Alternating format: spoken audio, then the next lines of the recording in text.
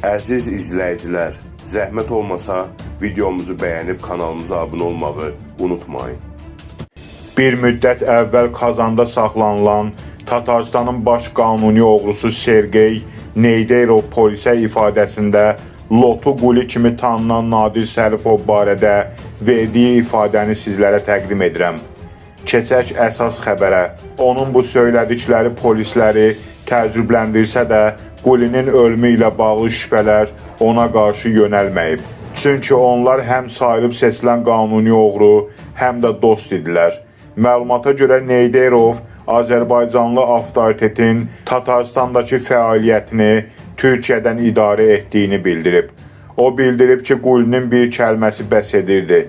Onun sözlərinə görə yerli biznesin himayə olunması zəminində Tatarstanda yerli cinayətkar qruplaşma ilə Nadir Sərifovun rəhbərlik etdiyi Azərbaycanlılardan ibarət mütəşəkkil dəstə arasında uzun illər mübarizə gedib.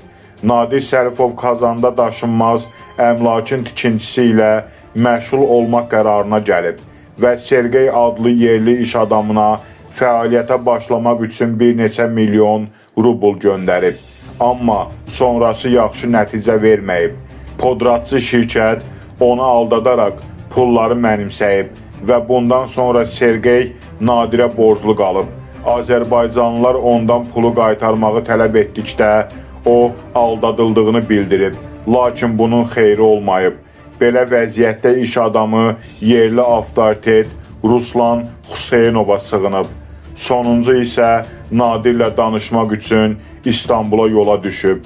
Amma elə bu zaman Quli qətlə yetirilib və danışıqlar onun qardaşı qanuni oğru Namiq Sərifovla aparılıb. Namiq Bakinski isə onunla heç cür anlaşmayıb. Uğursuz söhbətdən sonra Xusaynov Tatarstanın baş qanuni oğrusu Neyderovun yanına gəlib və ondan məsləhət alıb. O da öz növbəsində həm yerlisini dəstəkləyib. Beləliklə Azərbaycanlılar və yerli qanuni oğrular arasında Kazandakı Sultanat restoranı önündə münasibətlərin aydınlaşdırılmasından sonra məsələ Tataristan Daxili İşlər Nazirliyinin diqqət mərkəzinə düşüb və Neyderov həbs olunub. Kanalımıza abunə olmağı və videolarımızı bəyənməyi unutmayın.